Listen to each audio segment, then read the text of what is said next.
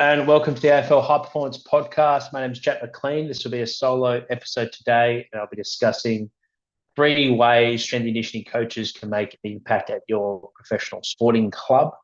Of course, if you're not currently fully employed or employed at all at a professional club, these 3 tips will transfer over to any environment that you're in. So hopefully there's some takeaways for you for future developing S&Cs or current S&Cs looking to reflect at the midway point of the season. Great opportunity to audit your own practice and see if you can make a greater impact at the back end of the year, hopefully preparing your team to play finals.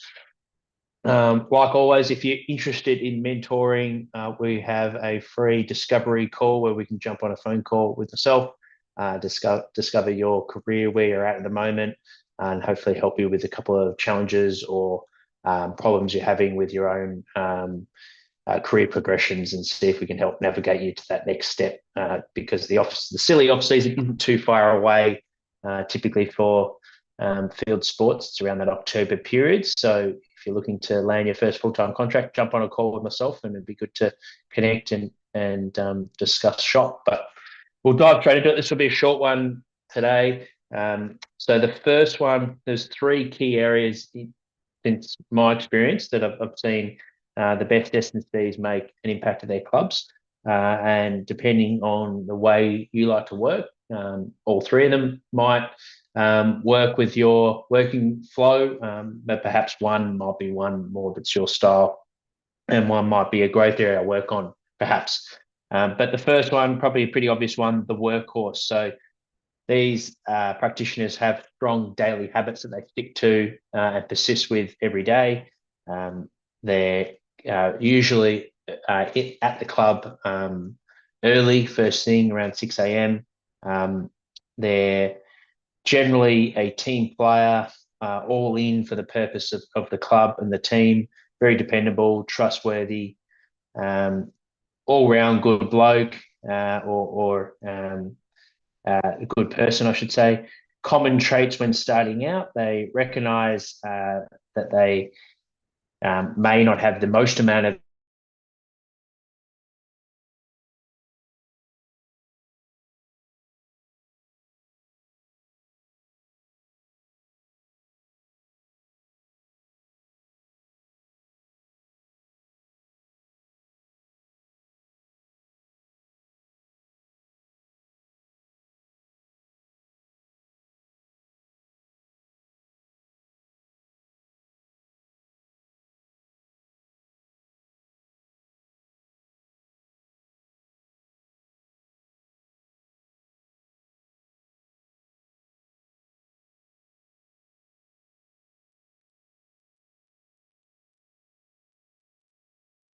Sorry about that. We just had a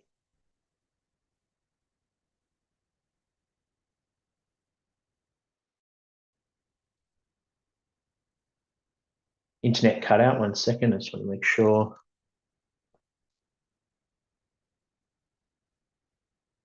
Everything's working smoothly.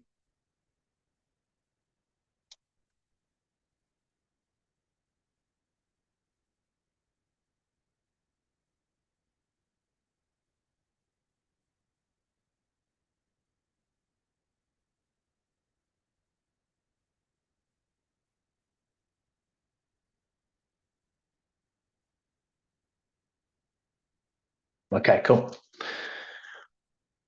Sorry about that. We just had some technical issues.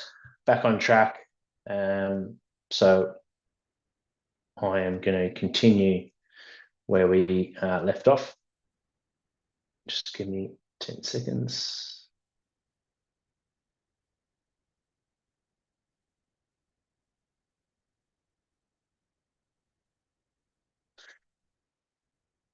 Yeah, so if you have the least amount of experience at your current club working environment, perhaps the best way that you make an impact is through work ethic.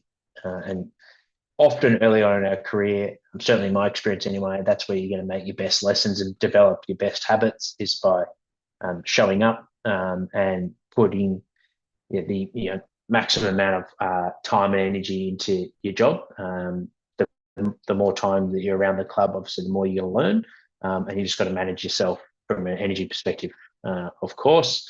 Make sure that you're there, you're present, you're not just going through the motions. But when in doubt, early in your career, tap into the workhorse and how often can you keep being dependable for your team.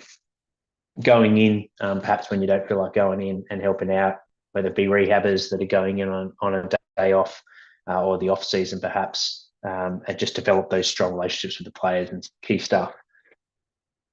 Number two that I've identified, the leader, someone with strong presence, strong presenting skills, is a strength. They're constantly challenging others to be better. So real focus area for them is the culture and the environment, and making sure that that is at its best every day. This is common with the head of performance, head physios or head medical officers, obviously coaches and leaders in the players. Lots of experience typically, been in the environment, so perhaps they've been working at the current club for a number of years, and very comfortable having hard conversations. They don't avoid having those hard conversations. Like I said earlier, they're constantly challenging themselves as well as others to be better, and raising the bar. So typically these to be able to make an impact in this space, one, you've got a lot of experience and strong skill set in high performance sport. Perhaps you've been in the environment for a long time as well, so you know the lay of the land. You know the playing group really well. You know the coaches really well, medical staff. You've got a real finger on the pulse on what makes the team tick, and you've got strong relationships where you're able to have open and honest conversations and challenge without rubbing people up the wrong way. Number three, the connector. And I'm sure when you listen to this, you'll know this is yourself, or you know someone that you've worked with that just seems to know everyone, has a great relationship with everyone, real extrovert personality, and they've got strong collaboration and collaboration skill set. Usually seek other people's opinions. So, you know, with that athlete-centered approach, they're really holistic, where they've got the psychology in mind, the technical, tactical in mind, the physical, the nutrition, taking into the whole picture. And they've got great listening skills, being able to ask lots of great questions and be able to apply all the experts in the room, be able to apply and filter what's relevant for the environment. Because of that, they've obviously working in high performance sport. It's a people business. They have strong influence on the environment, even though they're not the loudest person in the room. They've tended to got a good understanding of where the group's at and what the environment needs. Certainly through challenging situations, great people to lean on, and they've got great people skills. Good ways to explain them. So typically they'll be in that leadership position or even middle tier operators. So you sort of 2IC, perhaps could be the upper management. However, more often than not, they're in that sort of middle tier role where they're being able to report up, but also report down. And they're great for the environment. As I mentioned, it's a people business. So of those three, see what resonates with you. Typically, there'll be one that's strong trait of yours, and that's the one that you want to double down at the moment. So, like I said, if you, when in doubt, if you're not have a strong presence or strong leadership, that it's not something you can rush. That takes time, takes experience as well. So, not everyone is going to be able to just tap straight into that strong presence leader type trait. So perhaps you can be a really strong connector. If you've laid the foundation through the workhorse mentality, so let's say you've been working hard for the last couple of years, perhaps it's now time to work on not just putting in the work, but also connecting and using your time meaningfully to develop strong relationships.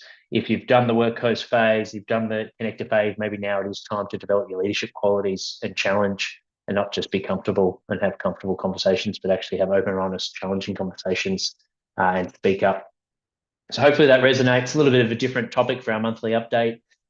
But even whether you're an athlete listening in, no doubt that you can apply this to your footy. But of course, if you're a strength and conditioning coach or supporting role at a football club, hopefully this resonates and you can apply this, or maybe it's just a little reminder of what's a strong trait of yours to bring to the club.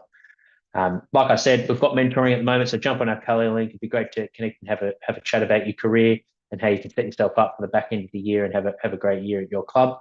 If you have any further questions, feel free to reach out on our Instagram at Prepare Like a Pro, or you can email me at jack@preparelikeapro.com. Thanks for tuning in. We'll see you on the next episode.